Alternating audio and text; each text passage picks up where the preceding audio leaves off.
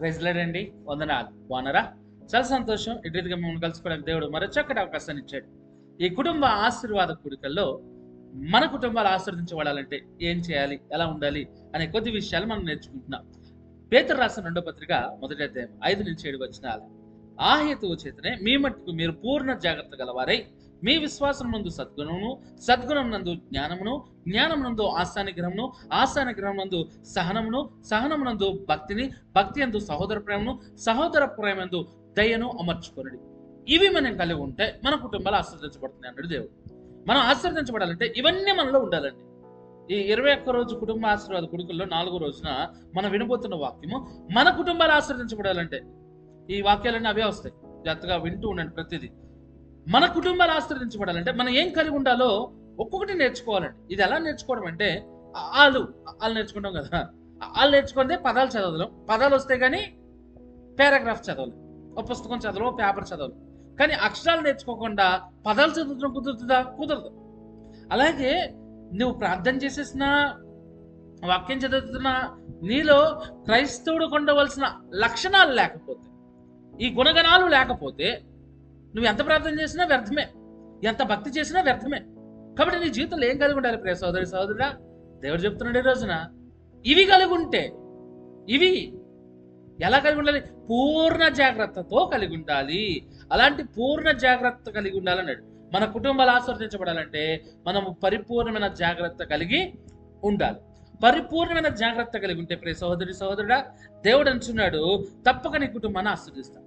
పూర్ణ జాగ్రత్త కలిగి ఉంటే తప్పకుండా నీ కుటుంబాన్ని ఆశీర్వదిస్తానన్నాడు. అందులో ఒక భాగం ఏంటంటే వాగ్దానములు మన జీవితంలో నెరవేర్చబడతాయి. నువ్వు జాగ్రత్తగా ఉంటే వాగ్దానాలు నెరవేర్చబడతాయి. ఇది 2 దినం విన్నాము. ఒకవేళ మీరు చూడకపోతే వీడియోలో చూడండి, సెర్చ్ చేయండి, వస్తుంది నా వీడియోస్లో. ఈ రోజున ముందుకు వెళ్ళిపోదామండి. ఈ రోజున ఒక అంశం వినేసాం. నువ్వు కుటుంబం ఆశీర్వదించబడాలంటే వాగ్దానాలు పొందుకోవాలి. వాగ్దానాలు పొందుకోవాలంటే జాగ్రత్తగా ఉండాలి. ఇది నిన్న విడా. ఈ రోజున దేవుడు మనతో మాట్లాడబోతున్నాడు.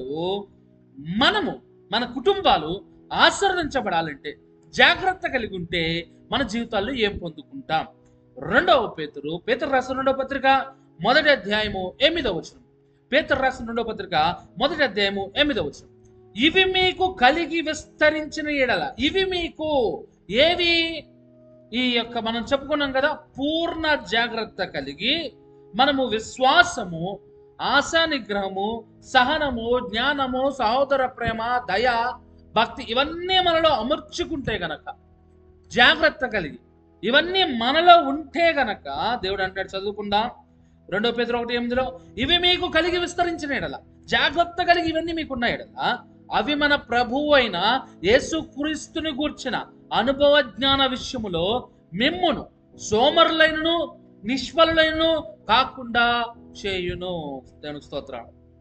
చదువుకున్న విషయాన్ని బట్టి మనం జాగ్రత్త కలిగి ఉంటే గనక యేసుక్రీస్తుని గూర్చిన అనుభవ జ్ఞాన విషయములో మనమంట సోమరులుగా ఉన్నాం, నిష్ఫలులుగా ఉన్నాం. 2 విషయాలు చెప్పుకొచ్చాడు. నీవు కనుక జాగ్రత్త కలిగి ఉంటే దేవుని విషయంలో అంటే భక్తి విషయంలో, ఆత్మీయ విషయంలో సోమరిగా ఉండవు, నిష్ఫలుడు అంటే ఫలము లేనివాడిగా ఉండవు. 2 విషయాలు రాయబడ్డాయి. ఈ రోజున జాగ్రత్త కలిగి ఉంటే, మనము దేవుని విషయంలో పరిపూర్ణ జాగ్రత్త కలిగి ఉంటే 2 విషయాలు దేవుడు నీతో మాట్లాడుతున్నాడు. నువ్వు సోమరిగా ఉండవు, రెండోది నిష్ఫలుడుగా ఉండవు. నిష్ఫలుడు అంటే ఫలము లేనివాడిగా. ఇందులో ముందు మనం చూసుకుని పోతున్నాం యేసుక్రీస్తు విషయంలో, అంటే మన ఆత్మీయ భక్తి విషయంలో, ఆత్మీయ స్థితిలో సోమరులుగా ఉండద్దు. సోమరి వాడికి ఏది దక్కదండి. సోమరి వాడికి ఏది లభించదు ఈ లోకంలో.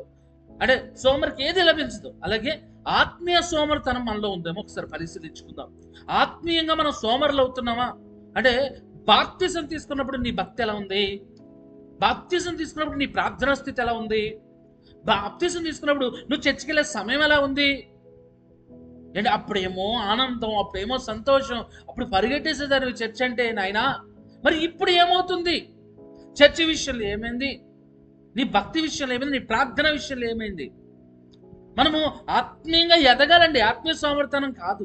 అయ్యో ప్రార్థన చేయలేకపోతున్నాను, అయ్యో ఎందుకు చేయలేకపోతున్నావు, అదొక సోమరితనం. ఈ లోకంలో వంట వండుకోకపోతే కుదరదు. ఏంటంటే తినాలి కదండి. వంట వండుకుంటేనే తినాలి, వంట వండుకోకపోతే తినలేము. వంట వండుకుంటేనే తినగలుగుతాం. అలాగే ప్రార్థన చేస్తేనే నేను అది మర్చిపోయామండి. సోమరితనంలోకి ప్రార్థన సమయం తగ్గిపోతుంది, ఆరాధన సమయం తగ్గిపోతుంది, మన జీవితాలు దేవునికి ఇవ్వాల్సిన సమయమే తగ్గిపోతుంది. చాలా మంది చర్చికి వెళ్తా కూడా సోమరితనం వచ్చారు. జాగ్రత్త, నీ సోమరితనాన్ని పక్కన పెట్టి ఈరోజు ఎందుకు నేను ఆశీర్వదించబడుతున్న కారణం మనమేనండి. సోమరిపడిని దేవుడు ఇష్టపడ్డావు, సోమరితనం ఉంటే దేవుడు ఇష్టపడ్డండి. సోమరితనాన్ని విడిచిపెట్టి నీకు ఇచ్చిన దాన్ని, నీకు ఇచ్చిన తలాంతుని, నీకు ఇచ్చిన సమయాన్ని, నీకు ఇచ్చిన ప్రతి దాన్ని అభివృద్ధి పరిస్తే దేవుడు ఆశీర్వదిస్తాడు. నిజమిది. పరిశుద్ధ లేఖనాల నుంచి వాక్యం చదువుతాను. మత్తయి సువార్త 25:20. అందుకు అతని యజమానుడు వాడిని చూచి, సోమర్యమైన చెడ్డ దాసుడా, నేను విత్తిన చోటనే కోయవాడును, చల్లిన చోటనే పంట కూర్చుకున్న వాడిని నీవు ఎరుగుదువా. అతని యజమానుడు ఏమన్నాడు తెలుసా తన దాసుని? సోమర్యమైన చెడ్డ దాసుడా. ఇది యేసుక్రీస్తు ఒక ఉపమానం చెప్తున్నాడు. ఒక ఉపమానం తన శిష్యులకు ఉన్న వారికి చెప్తున్నాడు. ఏంటంటే, ఒక యజమానుడు అంట దూరాంతరం ఊరు పోతున్నాడు, వేరే ఊరు వెళ్తున్న సమయంలో తన తోటి వారిని, తన దాసులను ముగ్గురిని పిలిచాడంట. తన దాసుల ముగ్గురిని పిలిచి ఒక్కొక్కడికి ఒక్కో రకంగా ఇచ్చాడండి. ఒకడికి 5 తలాంతులు ఇచ్చాడు, ఒకడికి 2 తలాంతులు ఇచ్చాడు, ఒక తలాంత ఇచ్చాడు. తలాంత డబ్బులు అయ్యి ఉండొచ్చు, సరే ఏదో అయ్యి ఉండొచ్చు, డబ్బులే ఇచ్చాడు అనుకుందాం. ఒకడికి 5 తలాంతులు ఇచ్చాడు, ఒకడికి 2 తలాంతులు ఇచ్చాడు, ఒకడికి 1 తలాంత ఇచ్చాడు. ఇందులో దేవుడు ఏంటి పాస్టర్ గారు?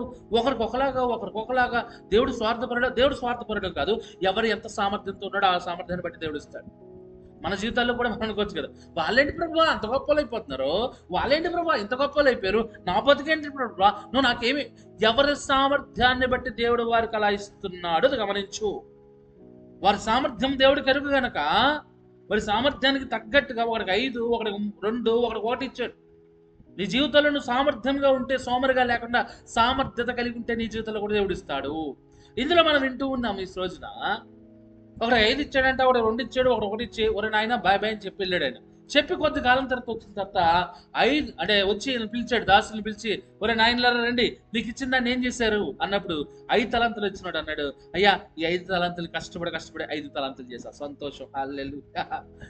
5 తలాంతులు చేసా, ఉంచుకో, నువ్వే ఉంచుకో, స్తోత్రం, మంచోడు రా నువ్వు, షబ్బాష్, మంచి దాసుడు అన్నాడు దేవుడు. యజమానుడు మంచి దాసుడు అన్నాడు అండి. 2 పిలిచాడు, రారా ఏమైందిరా ఏంటి పరిస్థితి ఏంటి అని అన్నాడు. అయ్యా మీరు 2 కాసులు ఇచ్చారు, 2 తలాంతులు ఇచ్చారు కదా, నేను ఇంకా కష్టపడి 2 తలాంతులు ఇంకా 2 తలాంతులు చేశాను. షబ్బాష్ రా, మంచి దాసురా, నువ్వే ఉంచుకో అన్నాడు. 3వని పిలిచి, రే నీకు 1 తలాంతు ఇచ్చాను కదా, ఏం చేసావురా అది అంటే అని అంటాడు. నిజంగా ఓ నువ్వు మామూలుడు కాదు యజమానుడా, నువ్వు విత్తన చోటే కోసేవాడివి, విత్తన చోటనే పంట కోసేవాడివి, కాబట్టి నువ్వు నాకు ఇచ్చావు. కాబట్టి నేనేం చేశాను తెలుసా, ఏమో దీని పోగొట్టుకుంటానేమో పెడతానేమో అని తీసుకెళ్ళి నేను భూమిలోకి అప్పెట్టాను, ఇదిగో తీసుకొచ్చాను, నీ కాసు నువ్వు తీసుకో, నీ తలాంతు నువ్వు తీసుకో అన్నాడు. అప్పుడే దేవుడు ఏమన్నాడు, యజమానుడు ఏమన్నాడు తెలుసా, చెడ్డ దాసుడా, ఏచాడు సోమరితనం చేశాడు. వాడికి ఇవ్వబడిన సమయాన్ని, వాడికి వచ్చిన పరిస్థితిని, తలాంతుని, దేనైనా సరే ఈరోజు దేవుడు అలా పిలుస్తాడేమో, జాగ్రత్త. నీకు ఇచ్చింది ఆ ఇచ్చింది కూడా తీసుకుని వేరేవాడికి ఇచ్చేసాడు. ఇది జీవితంలో, మన జీవితంలో ఆశీర్వాదాలు కావాలి, ఉన్నాయి లాగేసుకోవడం కాదు కదా, ఉన్నాయి పోగొట్టుకోవడం కాదు కదా. చాలా మంది ఉన్నాయి పోతని ఎందుకు ప్రభు అంటే, ఇందుకే నీలో దేవుడికి ఇవ్వాల్సిన సమయం తగ్గిపోతుంది. నీకు దేవుడిచ్చిన దాన్ని రెట్టింపు చేసుకోవడం భక్తిలో మర్చిపోయావు, ఉన్నాయి కోల్పోతున్నావు. జాగ్రత్త, దేవుడు చెప్తున్నాడు ఈరోజు. సోమరితనం ఉండదండి. నువ్వు జాగ్రత్త కలిగి ఉంటే సోమరితనం ఎప్పటికీ ఉండదు. జాగ్రత్త లేనుడికి సోమరితనం వస్తుంది. అంటే ఆత్మీయ సోమరితనం చెప్తాం. మామూలుగా ఈ లోకంలో కూడా జాగ్రత్త లేకపోతే సోమరితనమే. ఓ పంట చల్లాలి, విత్తనాలు చల్లుకుని ఎక్కడో రోడ్డు అంట జాగ్రత్త లేకుండా ఎక్కడో చల్లుకుంటూ పోయేవనుకో, ఏమన్నా లాభం ఉందా? దానికి ఏం చేయాలి? ముందు దున్నాలి, మంచిగా నీరు పెట్టాలి, అంతా సెట్ చేసి అంతా నీళ్ళు వేసుకుని ఒక పంట రావాలన్నా నువ్వేం చేయాలి? జాగ్రత్త కలిగి అన్నీ చేసుకుని. సోమరుడు ఏం చేస్తాడు? సోమరుగా ఉంటే జాగ్రత్త లేనివాడు ఏం చేస్తాడండి? ఎక్కడ పడితే అక్కడ ఇస్తేస్తుంటాడు.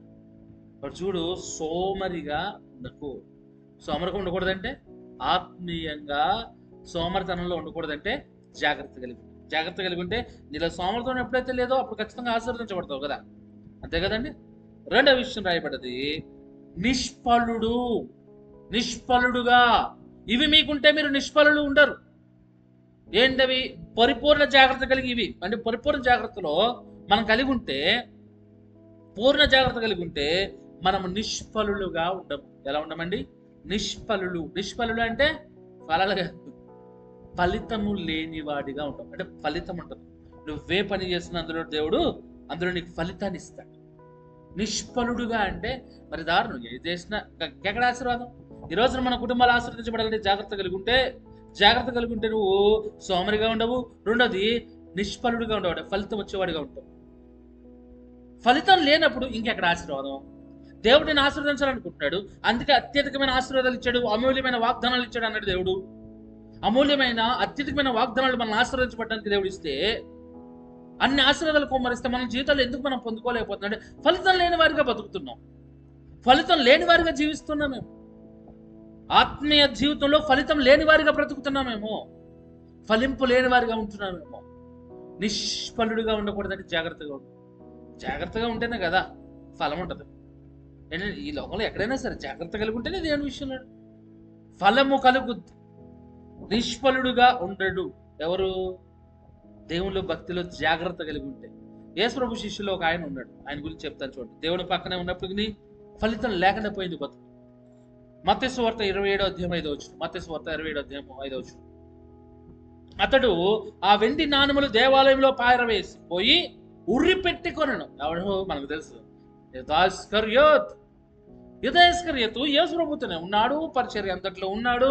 ఆయన చేసిన అద్భుతాలు చూశాడు, ఆశ్చర్యకార్యాలు చూశాడు, చనిపోయిన వారి సైతం లేదని చూశాడు, ఎన్నో ఆశ్చర్యకార్యాలు చూశాడు. మేబీ ఈయన కూడా పంపబడి చేసి ఉండొచ్చు, ఎన్నో కార్యాలు చేశాడు. అక్కడున్న వారిలో తెలివైన వాడు, డబ్బుని సేకరించి ఏ విధంగా ఖర్చు పెట్టాలో తెలిసిన వాడు, ఎవడికి తెలియకుండా దొంగతనాలు కూడా చేసేటోడు. సరే, ఒక తెలివి ఉన్నవాడు. ఒకవేళ ఆయన నిజంగా ఈ తప్పు కనుక చేయకుండా వేరే వాళ్ళు చేస్తుంటే, బైబిల్లో నాకు తెలిసి పౌలు పత్రికల కన్నా ఎక్కువ ఇదే ఉంటాయి పుస్తకాలు. అంత సామర్థ్యత కలిగిన వాడు. నీలో కూడా సామర్థ్యం ఉంది ప్రియ సోదరురా, నీలో ఊహించలేనంత సామర్థ్యం ఉంది. అయ్యి బాబాయ్ నేను ఇంత అనుకోకు, ఏ రోజు అనుకో. నీలో చాలా సామర్థ్యం ఉంది, దేవుడు ఇస్తున్న సామర్థ్యం చాలా గొప్ప సామర్థ్యం కలిగి ఉన్నప్పటికీ నీవు తొక్కేసుకో. ఎటువైపు వెళ్ళాలో తెలియక, ఏం చేయాలో తెలియక, నీలో సామర్థ్యం ఉన్నప్పటికీ యూదాయిస్కరియోతులో చాలా సామర్థ్యం ఉంది, కానీ ఏం చేస్తున్నాడు? ఈ లోకంలో డబ్బు వైపు పరిగెట్టాడండి, అధికారం వైపు పరిగెట్టాడండి. యేసు ప్రభువుని అమ్మేసుకుని ఏమైపోయాడు? ఉర్రి పెట్టుకొని చచ్చాడు. ఈరోజు నీలో సామర్థ్యం ఉంటున్నప్పటికీ దేని వైపు పరిగెడుతున్నావు? దేవుని వైపు పరిగెట్టు. దేవుడు నిన్ను ఉన్నత శిఖరాలు ఎక్కిస్తాడు, ఉన్నత శిఖరాలను ఎక్కిస్తాడండి. ఒక మామూలు చేపలు పెట్టే పేతురు ఉన్నత శిఖరాలకు ఎక్కాడు. ఏదో గొప్ప శిఖరాలకు ఎక్కాల్సినాడు ఉర్రి పెట్టుకొని చచ్చాడు. ఫలితం లేని బతుకైపోయింది అయింది. ఈరోజు నీ జీవితంలో ఫలితం కావాలి అంటే, 100% ఫలితం రావాలంటే భక్తి కలిగి జీవించు, జాగ్రత్తగా ఉండు. నువ్వు చేసే అడుగు విషయంలో, నువ్వు వేసే అడుగు విషయంలో, మాటల విషయంలో, ప్రవర్తన విషయంలో జాగ్రత్త కలిగి ఉన్నప్పుడు ఖచ్చితంగా నీకు ఫలితం పొందుకుంటావు. దేవుడు మనతో మాట్లాడతాడు. మనకు ఫలితం కావాలి కదా అండి. జాగ్రత్తగా ఉంటే దేవుడు చెప్తున్నాడు ఈ రోజున మనకి, నువ్వు ఫలితాన్ని పొందుకుంటావు. సోమరిగా ఉండవు, చెడ్డ దాసులుగా ఉండవు, మంచి దాసులుగా ఉండవు, సామర్థ్యత కలిగిన వాడిగా ఉంటావు. స్తోత్రం. మన కుటుంబాలు ఆశ్రయించబడాలండి. కాబట్టి ఇలా ఉందా అండి? ఇలా ఉందా వద్దా? జాగ్రత్తగా ఉందా? ఖచ్చితంగా దేవుడు ఈరోజు ఆత్మీయ సామర్థ్యంలో ఉన్నావేమో, దాని నుంచి దేవుడు విడిపించబోతున్నాడు ఈరోజు. ఏది చేసిన ఫలితం రాకపోతుందా? జాగ్రత్తగా ఉందాం దేవునిలో. దేవుడు నీకు ఫలితం ఇవ్వబోతున్నాడు. స్తోత్రం. ప్రార్థన చేసుకుందామా? కళ్ళు మూసుకుందాం. పరిశుద్ధుడా నీకు వందనాలయ్యా. ఈ సమయంలో ప్రభువా ఈ పాతం చెందుకు వస్తున్నా, నువ్వు మా ప్రార్థనలు వింటున్నవాడు. మా జీవితంలో ఒకప్పుడు భక్తి, ఇప్పుడు భక్తి లేదు, ఒకప్పుడు ఏదో ఇప్పుడు లేదు.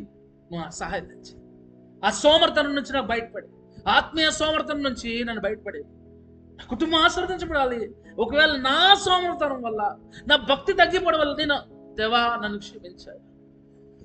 దేవ ఏం చేసిన ఫలితం లేదయ్యా, దేవా నాకు ఫలితం దయచేయి ప్రభు. నేను జాగ్రత్తగా ఉంటా, నా మాటలో, నా ప్రవర్తనలో, నా తీరులో, నా భక్తిలో నేను జాగ్రత్తగా ఉంటా.